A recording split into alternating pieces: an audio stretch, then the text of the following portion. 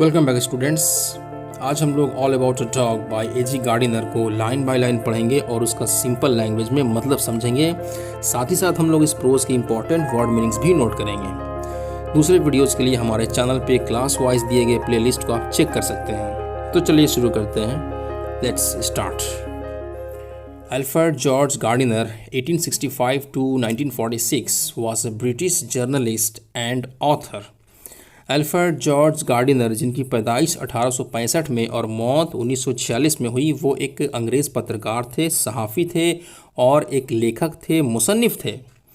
His essays written under the pen name Alpha of the Plough are highly regarded. Alpha of the Plough के कलमी नाम से लिखे गए उनके मज़ामीन निबंध काफ़ी मशहूर हैं।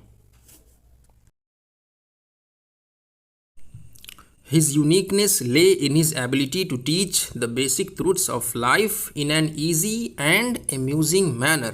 यानी ज़िंदगी की बुनियादी सच्चाइयों को एक आसान और मज़ेदार अंदाज में दूसरों को पढ़ा देना, दूसरों को सिखा देना, ये एजी गार्डिनर की खासियत है। The pillars of society, pebbles on the shore, many furrows and leaves in the wind are some of his well-known writings। The pillars of society, pebbles on the shore, many furrows और leaves in the wind, ये सब एजी Gardiner के कुछ मशहूर, कुछ प्रसिद्ध काम हैं। In this text, which is an edited version of Gardiner's essay of the same name, the author observes how a bus conductor makes a lady go up to the uncovered top of a double-decker bus on a freezing evening just because she is carrying a dog। यानी इस text में, जो कि Gardiner के इसी नाम का एक एसे का एडिट किया हुआ वर्जन है, इसमें लेखक मुसन्निफ देखते हैं, गौर करते हैं कि किस तरह से एक बस कंडक्टर एक ठंडी शाम में एक औरत को एक डबल डेकर बस की खुली हुई छत पे जाने पे मजबूर करता है, सिर्फ इस वजह से कि वो औरत एक कुत्ता लिए हुए होती है।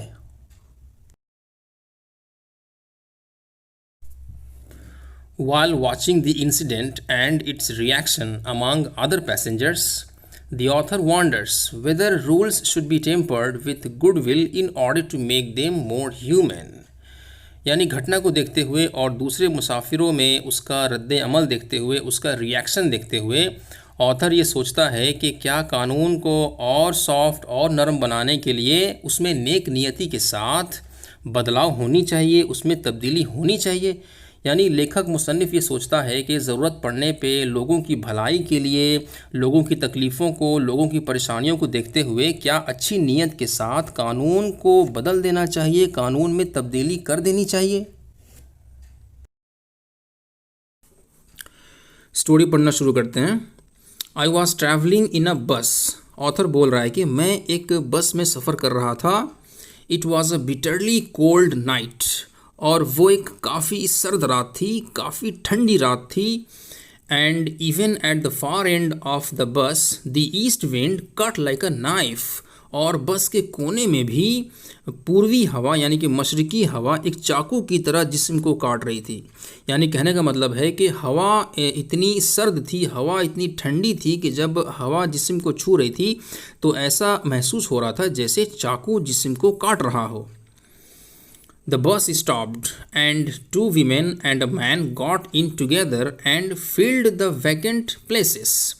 चलते चलते बस एक जगह पे रुक गई और बस के रुकने पे दो औरतें और एक आदमी एक साथ बस में चढ़े, और बस में चढ़ने के बाद वो लोग खाली सीट पे बैठ गए। The younger woman carried a little Pekingese dog। छोटी औरत ने एक छोटा पेकिनीज कुत्ता लिया हुआ था।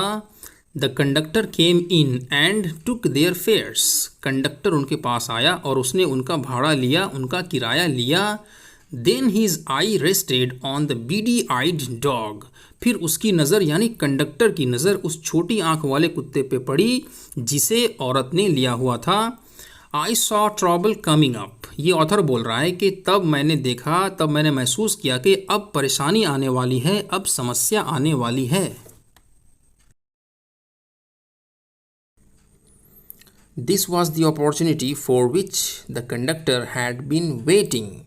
कंडक्टर को इसी मौके की तलाश थी and he intended to make the most of it. तो लिहाजा जब उसे मौका मिला तो उसने उस मौके का भरपूर फ़ायदा उठाना चाहा। I had marked him as the type who had a general vague grievance about everything. मैंने उस कंडक्टर को जाना था, पहचाना था कि वो एक ऐसा इंसान था जिसे हर चीज़ से एक बेबुनियाद बेमानी शिकायत थी। यानी कि वो कंडक्टर एक बदमिजाज, एक चिड़चिड़ा किस्म का इंसान था जिसे हर चीज़ में बुराई, हर चीज़ में कुछ ना कुछ ऐब दिखती थी और वो हर चीज़ को लेकर के बेबुनियाद बेमानी शिकायत करता रहता था। He seemed to have a particular grievance against passengers who came and sat in his bus while he shivered at the door। और उस कंडक्टर को मुसाफिरों से एक ख़ास किस्म की शिकायत थी जो कि आते थे और उसकी बस में बैठ जाते थे जबकि वो दरवाजे पे खड़ा रह करके ठंड से कांपता रहता था। You must take that dog out, he said। Conductor ने उस औरत से कहा कि आपको उस कुत्ते को बाहर लेके जाने होगा।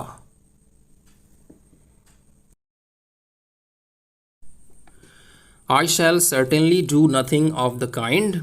मैं ऐसा कुछ बिल्कुल भी नहीं करूँगी। You can take my name and address, said the woman। औरत ने कहा कि आप मेरा नाम और पता ले सकते हैं। She had evidently expected the challenge and knew the reply। औरत ने साफ तौर से चेतावनी को कबूल कर लिया था और उसे जवाब मालूम था। यानी कंडक्टर की चेतावनी को साफ साफ तौर से कबूल करने के बाद औरत को मालूम था कि अब उसे जवाब में क्या सुनने को मिलेगा। You must take the dog out, that's my order। तो उसके बाद कंडक्टर ने औरत से कहा कि आपको कुत्ते को लेके बाहर जाना ही होगा, ये मेरा ऑर्डर है। I won't go on the top of the bus in such weather। ऐसे मौसम में मैं बस की छत के ऊपर नहीं जाऊंगी।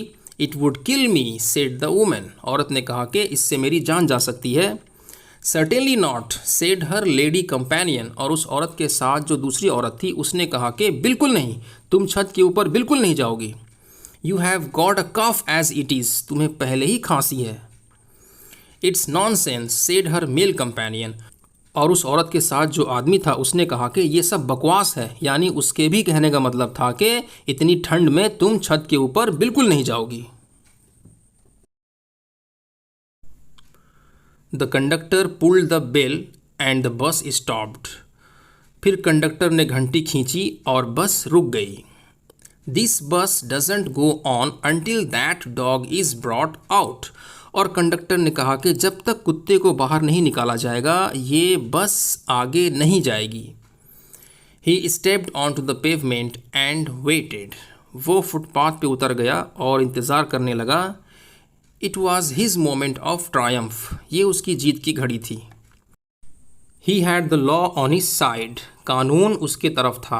यानी बस का कानून था कि कोई भी कुत्ता लेकर के बस में नहीं चढ़ सकता और वह कंडक्टर बस के कानून के मुताबिक ही चल रहा था।